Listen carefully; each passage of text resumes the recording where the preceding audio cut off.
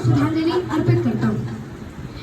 श्रीमद् भगवद गीता के द्वितीय अध्याय के 23वां श्लोक में भगवान श्री कृष्ण अर्जुन से कहते हैं कि हे अर्जुन, आत्मा का कभी नाश नहीं हो सकता, क्योंकि आत्मा अजर, अमर और अविनाशी, जिसे न शस्त्र काट सकते हैं, न आग उसे जला सकती है, न पानी उसे भिगो सकता है और न ही हवा उसे सुखा सकती है।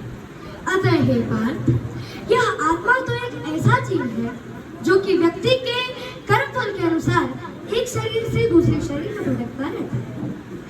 नयनम छिन्नन्ति शस्त्राणि नयनम दहति पावकः न चैनम कलद्धन्त्यापो न शोष्यति मारुतः।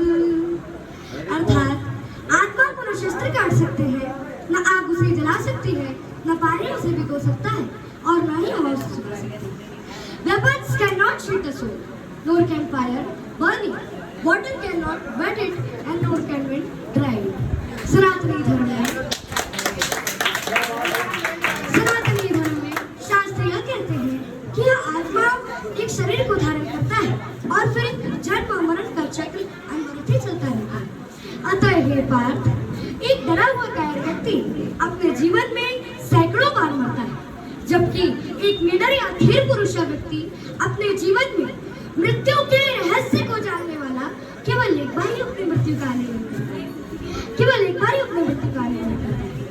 और जैसा कि भूतपूर्व प्रधानमंत्री श्री अटल बिहारी वाजपेयी जी ने अपने काव्य संग्रह मेरी 51 कविताओं में स्पष्ट रूप से लिखा है कि हे ईश्वर, मुझे इतनी शक्ति देना कि मैं अंतिम दस्तक पर मैं स्वयं उठकर कपाट खोलूं और अपने मृत्यु का आलिंगन करूं और अपने मृत्यु का आलिंगन करूं।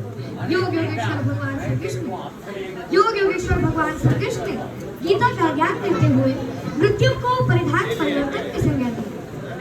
जैसे कि हम प्रतिदिन स्नान करके नए वस्त्र पहनकर प्रसन्न होते हैं, वैसे ही उस जीवात्मा के पूर्व कर्मों के आधार पर मिलने वाले नए शरीर व साधन की प्राप्ति के लिए हमें शोक नहीं करना चाहिए। अब नए साधन की प्राप्ति के लिए हमें प्रसन्न होना चाहिए। भगवान श्री कृष्ण ने मृत्यु से ऊपर उठने की प्रेरणा दी। जैसा कि अथर्ववेद में ताम मृत्युम दयता मां प्रविष्टा, मतलब कि मृत्यु तेरी रक्षा करे और तू समय से पहले न मरे। और फिर उत्तम मृत्यु और पीपल कहकर भगवान ने संदेश दिया है कि हे जीवात्मा, मैं तुझे मृत्यु से ऊपर उठाता हूँ। मृत्यु और महापुरुष बने, अर्थात हे मृत्यु, तू पुरुष को समय से पहले मत मार। गीता में भगवान श्री कृष्ण ने अर्जुन से कहा है कि हे पार्थ, देहधारी के इस मनुष्य के शरीर में जैसे बालपन, जवानी और वृद्धावस्था की प्राप्ति होती है, वैसे ही देहांतर की भी प्राप्ति होती है। अतः हे पार्थ, धीर पुरुष इसमें कभी कोई नहीं होता। देनोऽस्मिन् यथा देहे कौमारं यवनं जरा तथा देहांतर प्राप्तिर् धियस्तत्र न मोहयति।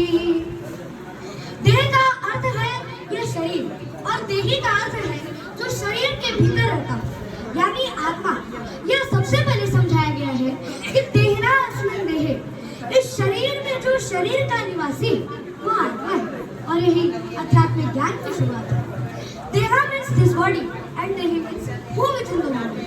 That is first of all explained. Dehna asmin dehi.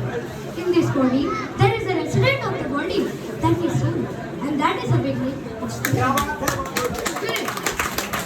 भगवान श्री कृष्ण अर्जुन से कहते हैं कि हे अर्जुन, भाषांसि जीर्णा नियथा विहाय नवानि गृह्णाति निरूपराणि तथा शरीरा निविहाय जीर्णा नन्यानि संजाति नवानि देहि। अर्थात जैसे कि हम मनुष्य पुराने वस्त्रों को छोड़कर नए वस्त्रों को धारण करते हैं, वैसे ही आत्मा भी पुराने शरीरों को त्याग कर दूसरे नए शरीरों को धारण करती है। As a person puts on new garments, giving up old. Similarly, the soul accepts new material bodies, giving up old useless ones. न जायते व्यक्तिर्वा कदाचित्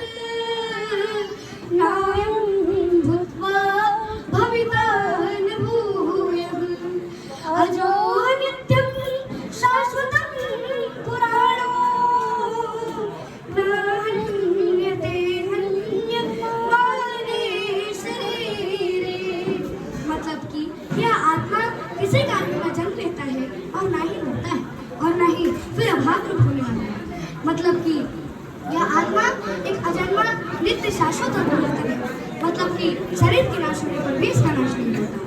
Never is this born and never does it die, nor is it that having come to exist, it will again cease to be. This one is birthless and untaking ancient. It is not case when the body is born. जिस प्रकार से राजा परीक्षित को श्रीमद् भागवत के श्रवण मात्र से मोक्ष की प्राप्ति हुई थी, उसी प्रकार से हम मनुष्यों और जीवात्माओं को भी